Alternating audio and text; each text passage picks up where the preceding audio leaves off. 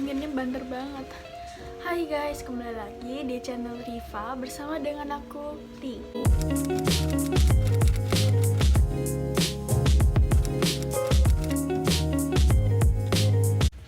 Jadi di video kali ini aku mau cerita ke kalian seputar tentang bahasa Jepang. Jadi aku bakal cerita tentang gimana sih awal mula aku bisa belajar bahasa Jepang, terus gimana cara aku belajar bahasa Jepang, tips-tips belajar bahasa Jepang, dan yang terakhir nanti di akhir video aku bakal ngomong pakai bahasa Jepang. Jadi maaf ya guys ini kalau misalnya berisik karena ini emang lagi hujan, karena di Jepang ini udah masuk kayak musim panas terus juga musim hujan, jadi ya mohon maaf kalau berisik. Dan ya daripada aku basa-basi kelamaan, mending langsung aja kita ke videonya. Oke, jadi yang pertama-tama aku mau cerita dulu kalau misalnya aku tuh bukan dari keluarga yang bisa bahasa Jepang atau penutur bahasa Jepang gitu. Jadi aku emang mulai dari bener-bener nol. Dan juga aku dulu kenal bahasa Jepang itu dulu dari teman SD aku. Itu bener-bener pertama kali kenal ya bahasa Jepang. Jadi dulu temen SD aku tuh kayak kebetulan suka tentang Jepang gitu, culture Jepang, juga sama suka anime. Jadi ya kayak dia ngasih tahu aku gitu kayak bahasa Jepang dan sekedar ya kayak salam-salam gitu loh, kayak ohayo atau arigato dan semacamnya seperti itu. Lah terus nih bulan Desember 2017 sampai bulan Januari 2018 itu aku ikut les bahasa Jepang di Mayantara School di Malang. Kalau nggak salah aku tuh ikut program yang 32 kali pertemuan. Itu sebenarnya kayak diselesainnya bisa lebih dari sebulan ya guys sebenarnya.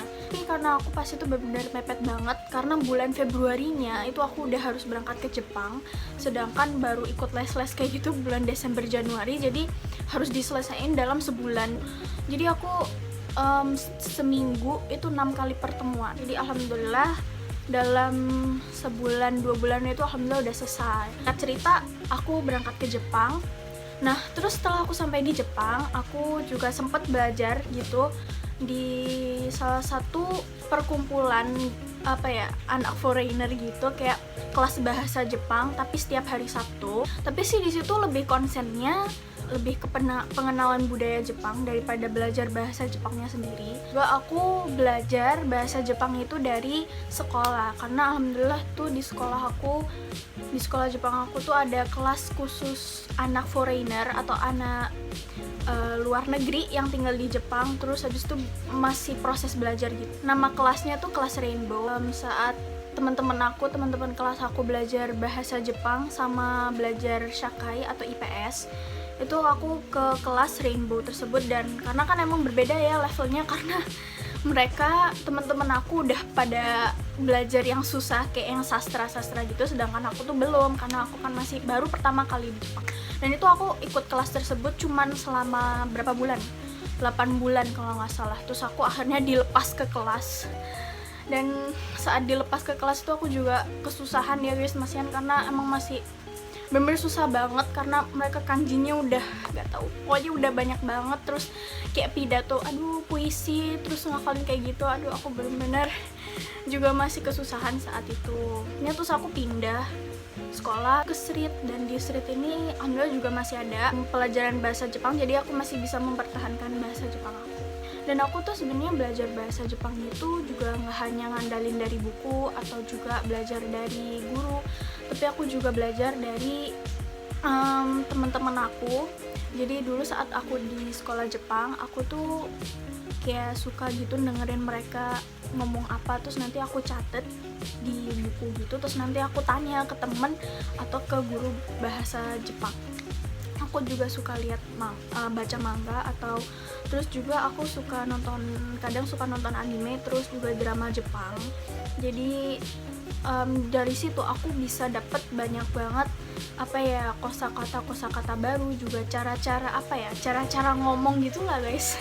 Aku juga belum pernah loh ikut tes JLPT atau ya tes JLPT, aku juga belum pernah yang itu loh, yang N1, N2, N3, N4, N5 itu.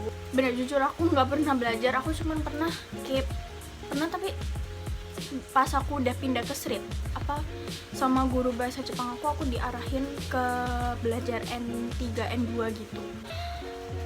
dan makanya aku kadang agak kesusahan kalau misalnya belajar lewat N3 N2 itu sejujurnya, karena emang beda banget gitu dari yang dulu aku belajar. Ya guys, jadi mungkin itu aja yang aku mau ceritain. Terus yang ketiga, aku mau kasih tips-tips ke kalian biar bisa belajar bahasa Jepang. Oke, jadi pertama-tama itu kalian emang harus benar-benar ada niat.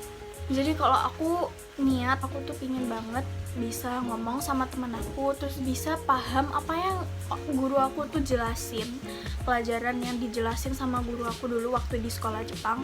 Dan juga aku pingin bisa bersosialisasi lebih luas lagi dengan orang Jepang. Terus yang kedua, kalian harus semangat dan konsisten. Kalian nggak boleh putus-putus belajar bahasa Jepang. Kalau misalnya putus-putus tuh nanti kalian kayak lupa dengan yang sebelumnya yang udah kalian pelajarin gitu. Makanya kalian harus konsisten belajar. Terus yang ketiga, sebenarnya belajar bahasa Jepang itu nggak hanya kalian dari buku atau dari les-lesan. Kalian bisa belajar bahasa Jepang tuh banyak banget. Temukan cara belajar bahasa Jepang menurut kalian yang pas. Jadi kalian bisa belajar dari buku atau emang ikut les kalau kalian suka. Nah, tapi buat kalian yang nggak suka dengan dua hal ini, kalian bisa nonton anime atau baca manga Jepang atau baca novel Jepang, atau kalian juga bisa nonton drama Jepang. Terus nanti kalau misalnya ada kosakata yang nggak paham, nanti kalian bisa catat ini tuh artinya ini. Itu juga termasuk cara belajar bahasa Jepang. Kalau kalian belajar dan baca manga atau lihat anime itu biasanya kalian lebih ke ini kali ya, lebih ke percakapan sehari-hari ya.